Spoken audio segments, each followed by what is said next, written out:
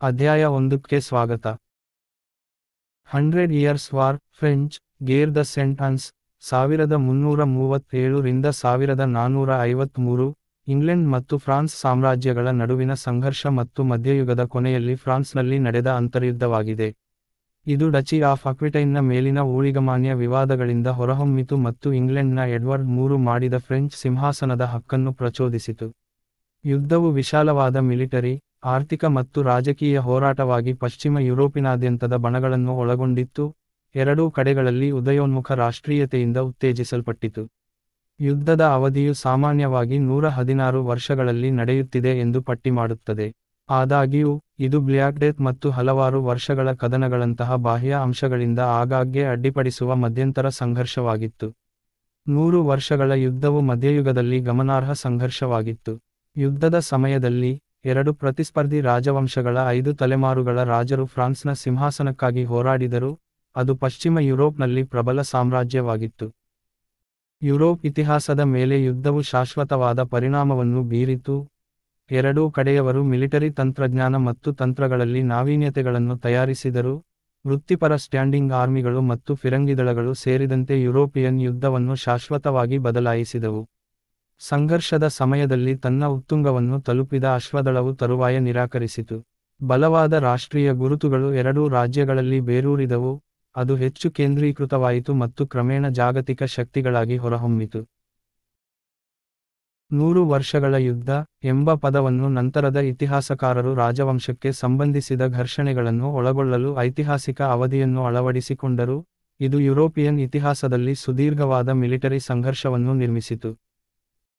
ಯುದ್ಧವನ್ನು ಸಾಮಾನ್ಯವಾಗಿ 3 ಹಂತಗಳಾಗಿ ವಿಂಗಡಿಸಲಾಗಿದೆ. ಎಡ್ವರ್ಡಿಯನ್ ಯುದ್ಧ, 1337 ರಿಂದ 1360, ಕ್ಯಾರೋಲಿನ್ ಯುದ್ಧ, 1369 ರಿಂದ 1389, ಮತ್ತು ಲ್ಯಾಂಕಾಸ್ಟ್ರಿಯನ್ ಯುದ್ಧ, 1415 ರಿಂದ 1453. ಪ್ರತಿ ಪಕ್ಷವು ಅನೇಕ ಮಿತ್ರರನ್ನು ಸಂಘರ್ಷಕ್ಕೆ ಸೆಳೆದುಕೊಂಡಿತು. ಇಂಗ್ಲಿಷ್ ಪಡೆಗಳು ಆರಂಭದಲ್ಲಿ ಮೇಲುಗೈ ಸಾಧಿಸಿದವು. ಆದಾಗ್ಯೂ, ಹೌಸ್ ಆಫ್ ವ್ಯಾಲೋಯಿಸ್ ಅಡಿಯಲ್ಲಿ ಫ್ರೆಂಚ್ ಪಡೆಗಳು ಅಂತಿಮವಾಗಿ ಫ್ರಾನ್ಸ್ ಸಾಮ್ರಾಜ್ಯದ ಮೇಲೆ ನಿಯಂತ್ರಣವನ್ನು ಉಳಿಸಿಕೊಂಡವು. 1802 ರವರೆಗೆ ಇಂಗ್ಲೆಂಡ್ನ, ನಂತರ ಬ್ರಿಟನ್, ದೊರೆಗಳು ತಮ್ಮನ್ನು ಫ್ರಾನ್ಸ್ನ ಸಾರ್ವಭೌಮರನ್ನಾಗಿ ರೂಪಿಸಿಕೊಂಡರು, ಫ್ರೆಂಚ್ ಮತ್ತು ಇಂಗ್ಲಿಷ್ ರಾಜಪ್ರಭುತ್ವಗಳು ಪ್ರತ್ಯೇಕವಾಗಿ ಉಳಿದುಕೊಂಡಿವೆ. ಸಂಘರ್ಷದ ಮೂಲ ಕಾರಣಗಳನ್ನು 14ನೇ ಶತಮಾನದ ಯುರೋಪಿನ ಬಿಕ್ಕಟ್ಟು ಎಂದು ಗುರುತಿಸಬಹುದು.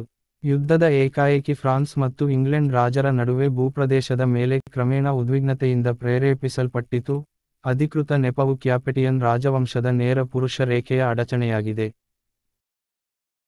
ಫ್ರೆಂಚ್ ಮತ್ತು ಇಂಗ್ಲಿಷ್ ಕಿರೀಟಗಳ ನಡುವಿನ ಉದ್ವಿಗ್ನತೆಗಳು ಇಂಗ್ಲಿಷ್ ರಾಜಮನೆತನದ ಮೂಲಕ್ಕೆ ಶತಮಾನಗಳ ಹಿಂದೆ ಹೋಗಿದ್ದವು, ಇದು ಫ್ರೆಂಚ್, ನಾರ್ಮನ್ ಮತ್ತು ನಂತರ, ಆಂಜೆವಿನ್, ವಿಲಿಯಂ ದಿ ಕಾಂಕರರ್ ಮೂಲಕ 1066 ರಲ್ಲಿ ಇಂಗ್ಲೆಂಡ್ನ ರಾಜನಾದ ನಾರ್ಮನ್ ಡ್ಯೂಕ್ ಮೂಲಕ ಹುಟ್ಟಿಕೊಂಡಿತು. ಆದ್ದರಿಂದ, ರಾಜರು ಫ್ರಾನ್ಸ್ನೊಳಗೆ ಐತಿಹಾಸಿಕವಾಗಿ ಶೀರ್ಷಿಕೆಗಳು ಮತ್ತು ಭೂಮಿಯನ್ನು ಹೊಂದಿದ್ದರು, ಅದು ಅವರನ್ನು ಫ್ರಾನ್ಸ್ನ ರಾಜರಿಗೆ ಸಾಮಂತರನ್ನಾಗಿ ಮಾಡಿತು. ಮಧ್ಯಯುಗದ ಉದ್ದಕ್ಕೂ ಎರಡು ರಾಜಪ್ರಭುತ್ವಗಳ ನಡುವಿನ ಸಂಘರ್ಷದ ಪ್ರಮುಖ ಮೂಲವೆಂದರೆ ಇಂಗ್ಲಿಷ್ ರಾಜನ ಫ್ರೆಂಚ್ ಫೈಫ್ಗಳ ಸ್ಥಿತಿ. ಫ್ರೆಂಚ್ ದೊರೆಗಳು ವ್ಯವಸ್ಥಿತವಾಗಿ ಇಂಗ್ಲಿಷ್ ಶಕ್ತಿಯ ಬೆಳವಣಿಗೆಯನ್ನು ಪರಿಶೀಲಿಸಲು ಪ್ರಯತ್ನಿಸಿದರು, ಅವಕಾಶ ಸಿಕ್ಕಂತೆ ಭೂಮಿಯನ್ನು ಕಸಿದುಕೊಳ್ಳುತ್ತಾರೆ, ಮುಖ್ಯವಾಗಿ ಇಂಗ್ಲೆಂಡ್ ಫ್ರಾನ್ಸ್ನ ಮಿತ್ರರಾಷ್ಟ್ರವಾದ ಸ್ಕಾಟ್ಲೆಂಡ್ನೊಂದಿಗೆ ಯುದ್ಧದಲ್ಲಿದ್ದಾಗ.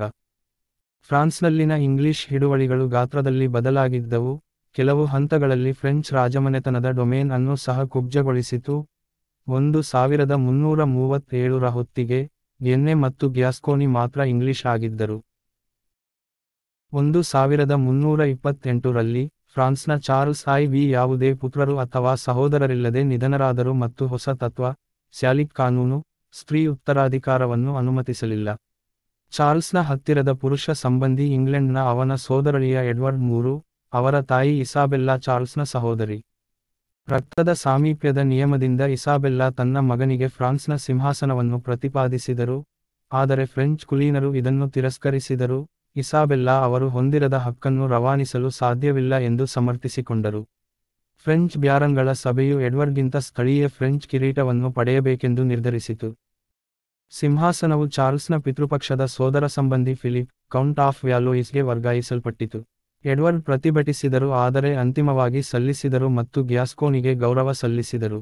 ಎಡ್ವರ್ಡ್ ಅವರೊಂದಿಗಿನ ಫ್ರೆಂಚ್ ಭಿನ್ನಾಭಿಪ್ರಾಯಗಳು ಮೇ 1337ರ ಸಮಯದಲ್ಲಿ ಫಿಲಿಪ್ ಅವರನ್ನು ಪ್ಯಾರಿಸ್ನಲ್ಲಿ ಅವರ ಗ್ರೇಟ್ ಕೌನ್ಸಿಲ್ ಅನ್ನು ಭೇಟಿಯಾಗುವಂತೆ ಪ್ರೇರೇಪಿಸಿತು.